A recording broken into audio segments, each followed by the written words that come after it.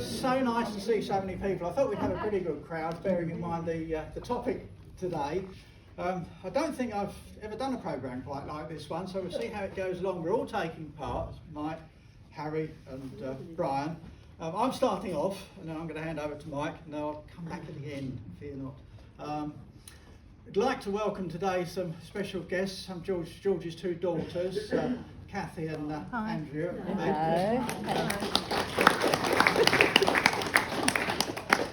Sorry, George. George's son George is here. We've got them all in. It's very nice of you to come along. We do appreciate it. As you probably all know, George has been running these programmes for something in excess of 40 years. I think he was one of the founders of the set-up when it was back at Central Library, and of course George was chief librarian for the borough then, quite a lofty position. He ran these come what may. Occasionally we used to have live musicians, but it's all recorded music now, notwithstanding the fact we've got a music stand here today. That's something Mr. Luck will be using later. For what purposes, I can't imagine. He's got some dirty magazines on there. Lots of reminiscences of George, really. One that's to start us off, perhaps, this is a piece that George played some years ago, and it's Benjamin Britten's Soirees Musicales, which is a load of short pieces, and George said he'd like to start, this was at the very beginning of one of our seasons in the autumn, and he said, I'd like to start off with this because it's a piece of music, he said, it's so good, but we don't often hear it nowadays, and that's very true. I don't think we've heard it since, so you're going to hear a little bit of it now. We can't play it all, we can play two movements from it, and the orchestra you're going to be hearing is the National Philharmonic. Richard Boninge is the conductor. Although it's two pieces, 3.5 minutes, we'll see them both out actually, they're not particularly long as I mentioned. First one we're going to hear is the March, and then it's followed by Tyrolese.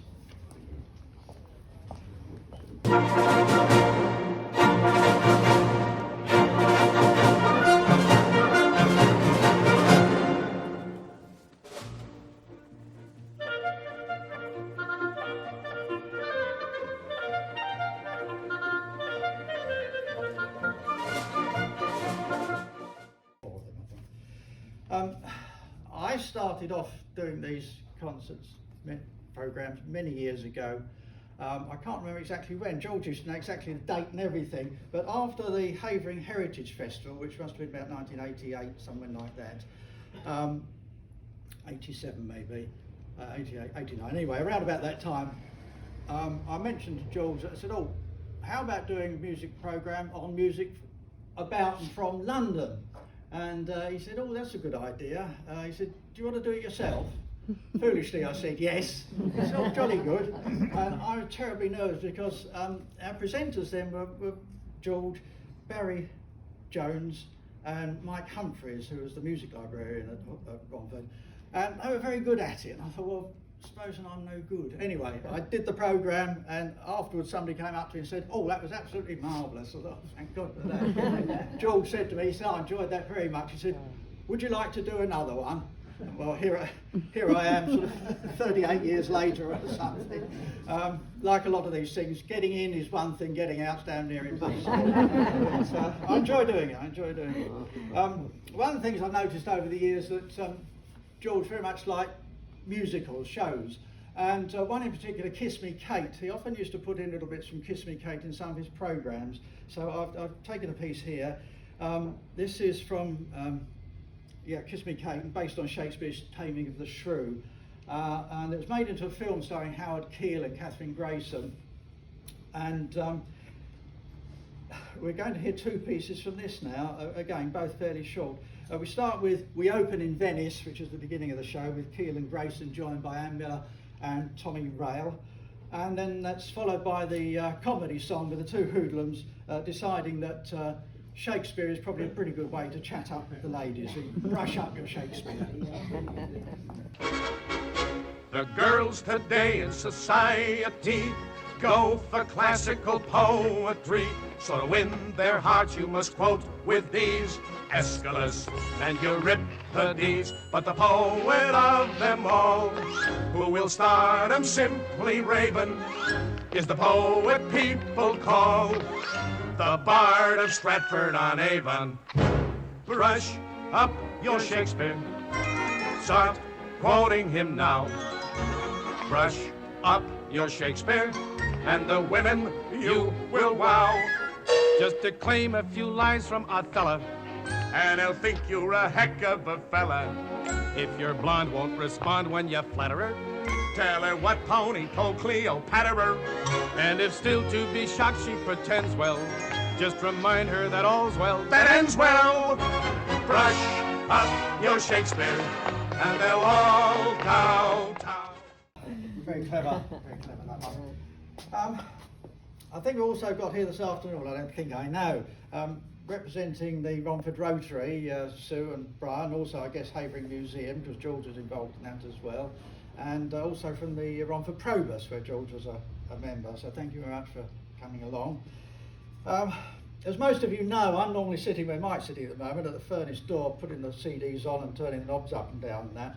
And when George was doing a programme, he'd usually turn up either with a huge pile of CDs or maybe something on his mobile phone or iPod or something that was enough for at least 3 programmes. And seeing the look of horror on my face, he'd usually come up with the phrase, I think we might have to leave 1 or 2 out. But he knew which ones to leave out, and somehow it all fitted in come the end, because we only got about 100 minutes total time anyway. Maybe a little bit more, but it all fitted in. And of course George never used any notes, he kept it all up here. And the amazing thing was, if he was playing a part from an opera, he'd be able to tell you in 2 sentences the story of the opera and where it had got up to, where he was going to play the piece of music from. And I mean, that's immensely clever. I'd need reams of paperwork to do all that, but George had it all in his head. And almost any opera or show he seemed to know intimately. He must have seen an awful lot. I did a programme once about Brexit, which went down quite well at the time. It was very topical at the time. And one of the tracks I used in it was Michael Flanders and Donald Swan's Song of Patriotic Prejudice. You're going to hear this again now. I know we've got at least one Welsh person here, so I apologise in advance for upsetting you. And likewise, any Scots or Irish people, plus French, Dutch, and everyone else. But it's my choice, but not my song. Flanders and Swan wrote it for their Drop of the Hat, which was followed by a Drop of Another Hat. Now, when I played this at the Brexit programme, afterwards Joel said to me, he said, I was there when they recorded that. So he said, those people clapping, I'm one of those. So if you listen very carefully. So we'll hear that now. Song of Patriotic Prejudice, Michael Flanders and Donald Swan. Calculated to offend practically everybody, this song. The English, the English, the English are best. I wouldn't give 2pence for all the rest. Typical English understatement. The rottenest bits of those islands of ours we've left in the hands of 3 unfriendly powers. Examine the Irishman, Welshman or Scot, you'll find he's a stinker as likely as not. Och hey, it's a broad brick, the Scotsman is mean, as we're all well aware, and bony and blotchy and covered with hair. He eats salted porridge, he works all the day, and he hasn't got bishops to show him the way. The English, the English, the English are best. I wouldn't give 2pence for all the rest. You'd never get away with it now, would you? I'm expecting the police to come through the door in a minute. Last one for me now before I hand over to Mike. And this is one I actually did play just a few weeks ago in my programme about BBC Radio. And it's the theme from that most exciting of radio programmes, Dick Barton. When I first played this some years back in a programme, I don't know what the programme was, George told me off afterwards because I introduced it as the theme from Dick Barton. He said, no, it's Dick Barton, Special Agent. I've never forgotten that, so we're going to hear that now. Devil's Gallop.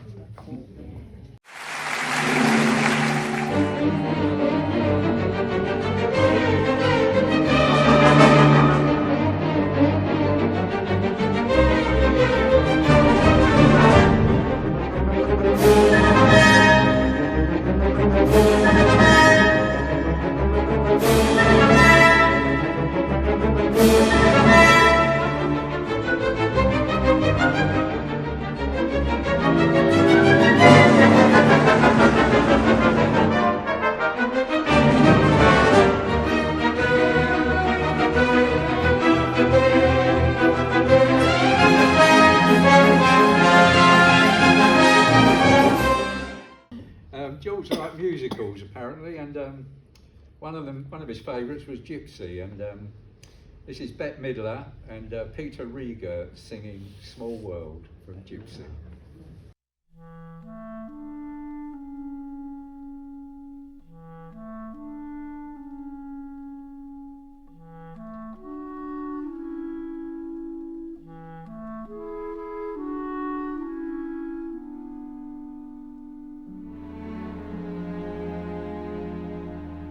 Funny, you're a stranger who's come here, come from another town. Funny, I'm a stranger myself here, small world, isn't it funny? Continuing our tribute to George, for several years I was a member of this audience, and then 11 years ago I approached George with a programme in mind, and he agreed to let me do it. So I started presenting 11 years ago, and I then had a date for the start, and the programme before mine was by a man called Colin Fred. And halfway through his programme I was amazed to hear a song that was in my programme. and I thought, that's incredible, it's so old, how on earth does he know it? So when it was over, I said, Colin, how did you get that song? No, he said, I didn't know it. He said, George gave it to me.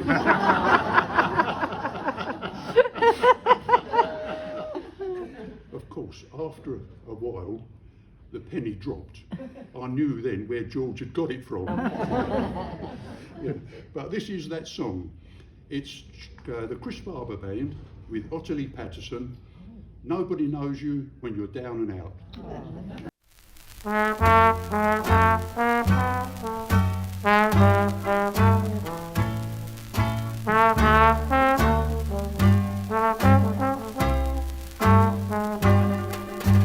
Once I lived the life of a millionaire, spending my money, I didn't care. Carried my friends out for a good time. What good like liquor, champagne and wine. When I began to fall so low, nobody wants me round that door. If I ever get my hands on $1 again, I'm gonna hold on to it till them old eagles scream. Nobody knows you when you down and out. And found out that as there was only a 3-year difference in our ages, we both had similar tastes in musical theatre. One of my favourites had been to see the Stephen Sondheim musical Follies when it's in London in 1987. And George said, oh, I saw that one as well. And then he mentioned the singer Barbara Cook, who he liked very much. And I said, so I liked her as well. And I said, I've been to see her in concert at the London Barbican. Oh, so have I, he said. So we were running similar paths. Anyway, so here is Barbara Cook with the song from Follies, Losing My Mind.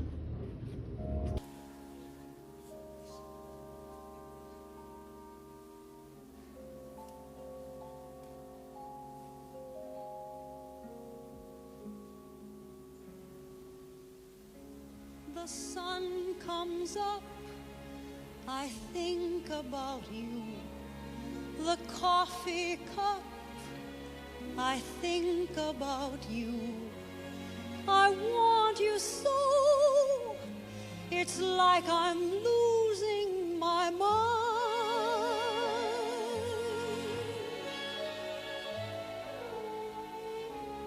The morning ends, I think about you. I talk to friends, I think about you. And do they know it's like I'm losing my mind?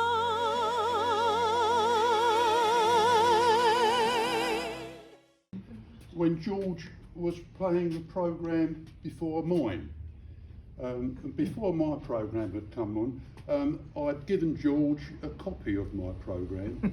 Once again, I should have known better. Halfway through his performance, he stood on this very spot and said to the audience, "I've nicked this from Harry's next programme."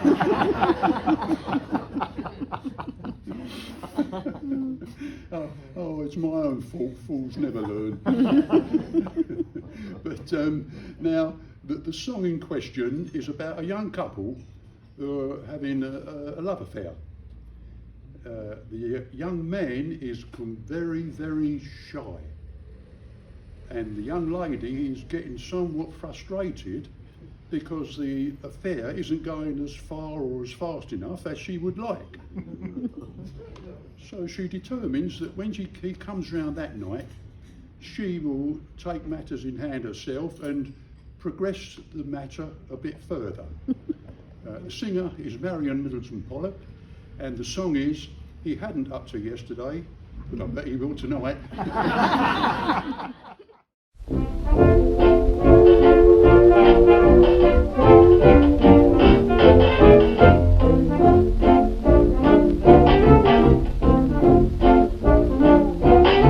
There's a boy I'm crazy about, and I know he's wild about me.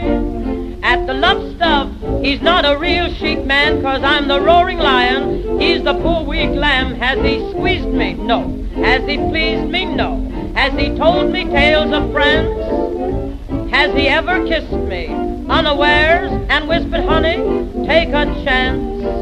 Well, he hadn't up till yesterday, but I guess he will tonight.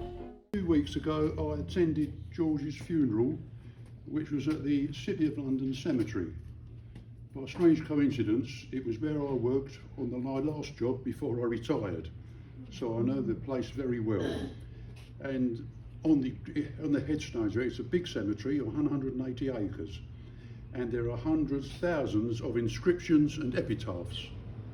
But there was one 2-line epitaph which I've always remembered, and it's simply on the gentleman's grave, and it simply said, "To be born a gentleman is an accident.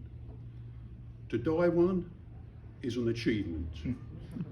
Well, if that's an achievement to be a gentleman, then George had it in spades. This next song says more or less the same thing, but in a much more modern fashion. The singer once again is Barbara Cook. It's not where you start, it's where you finish. It's not how you go, it's how you land. 100 to 1 shot, they call him a klutz. Can outrun the favorite, all he needs is the guts. Your final return will not diminish, and you can be the cream of the crop. It's not where you start, it's where you finish. Well, thanks for the memory. And like me, George had a very eclectic sense of music, all sorts of things, whether it was orchestral, jazz, dance band, swing band or anything else. And what George did working at the library was to produce these words and music sheets. And I just have 1 or 2 of these at home in one of my collections, and this one is dated somewhere September to December 1983. So all this lot was organised by George, and it says here at the bottom, produced by George Saddington. So every other week there were 2 things on the Saturday and the Sunday, and probably something on the Wednesday as well. I think it's terrific to have organised all of that. He liked all sorts of things. In this, we're going to hear in a minute Moira Limpany play, the concert pianist, playing a piece, Rustle of Spring. Well, it is just spring, I think, till the end of this month, isn't it? Just about time it came. But he also liked jazz, and in a minute after that you'll be hearing something by somebody you may know have heard of, Ronnie Scott and his sextet. He came to Romford Library. But let's just hear Moira Limpany now playing Rustle of Spring.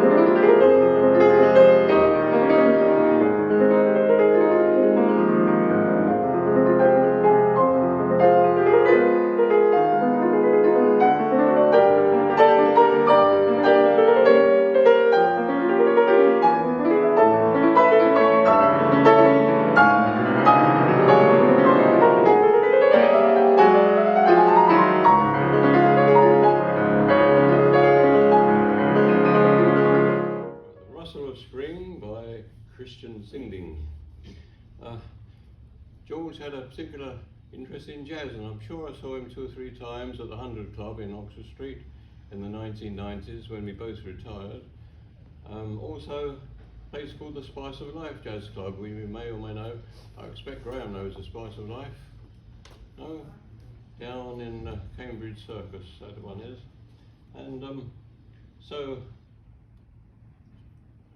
George used to book these turns on Words and Music, and we're going to hear now somebody got brought down from the West End, and that's the Ronnie Scott Sextet.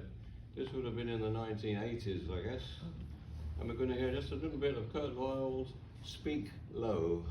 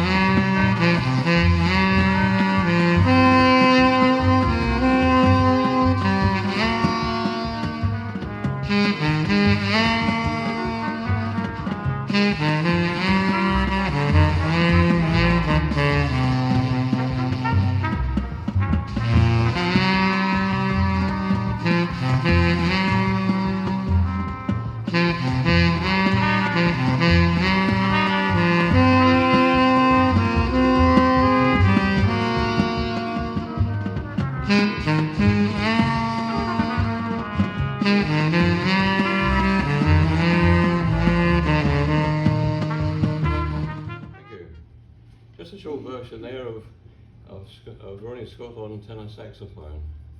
But George booked all sorts of people, including me, and with my Moonlight Serenaders Orchestra. We played at the Romford Library to a packed house, believe it or not, and actually escaped with our life, all right. But he booked other people, the humorist, J.P. Boothroyd. Don't you remember J.P. Boothroyd?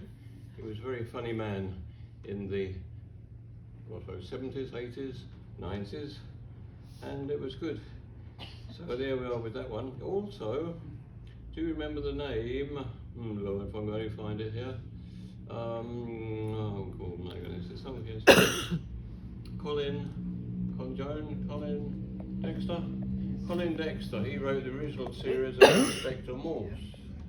And about 40 odd years ago, George obtained the services of Colin, who came actually to this room, standing about here, and the room was absolutely packed at that time. I think Joan was sitting on my lap. You were sitting on my lap, or was I sitting on your lap, Joan? I'm not sure. Could have been either. And so Colin Dexter was very informative, and I think we've been fans of Inspector Morse ever since. And I think Joan knows every story inside out and upside down and back to front. So could we hear, please, the Inspector Morse theme by Barrington Furlong. Furlong, Furlong.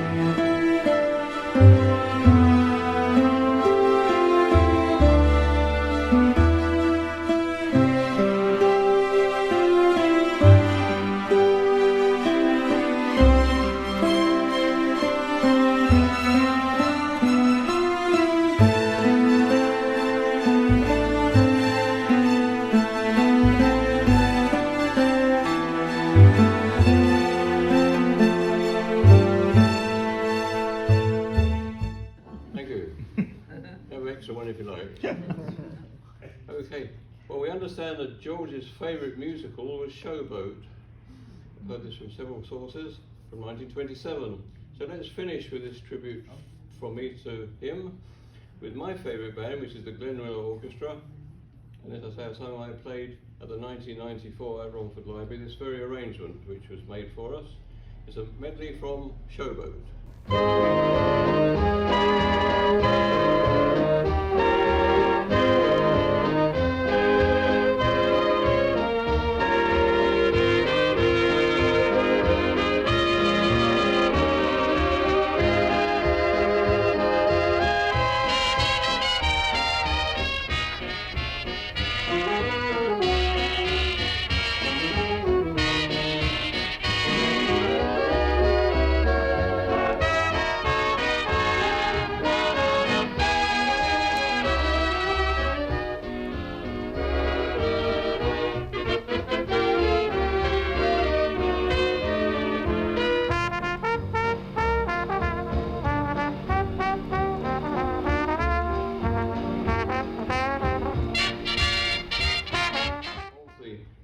Serenaders Orchestra today, or their lady wives. So nice to see you folks. So that's my programme basically. Good luck, George, up there. I hope you're hearing all the music that you love. So thank you very much, folks. Thank you.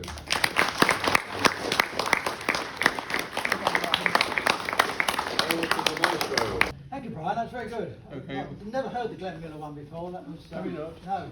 Well, A bit of swing, didn't it? It sure did. But you can't go wrong with tunes like that, can you? Oh well, never mind. Well, we're going to finish with a musical. Much mention has been made how George loved musicals, and I think that's very true.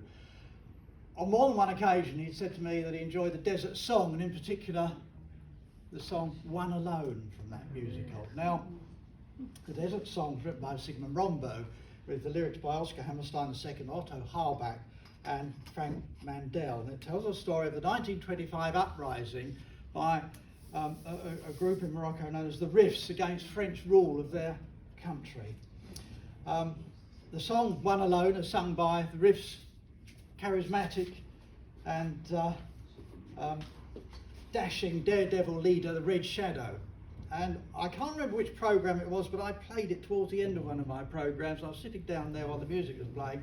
I happened to glance up at the back, and George was standing up there, really lost in his own thoughts. And I thought, I bet he's imagining himself as the Red Shadow. I never asked him, perhaps I should have done. But as a final piece of music this afternoon, I'm going to assume that he was imagining himself as the Red Shadow. So here is Mario Lanza singing One Alone.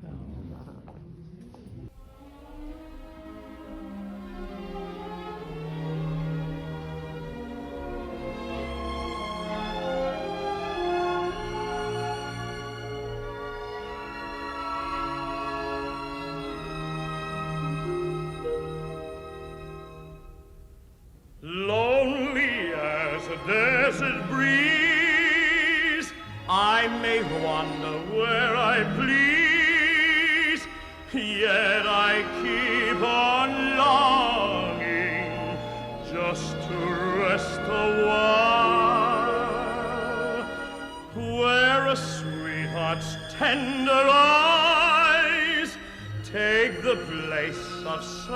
land and skies, all the world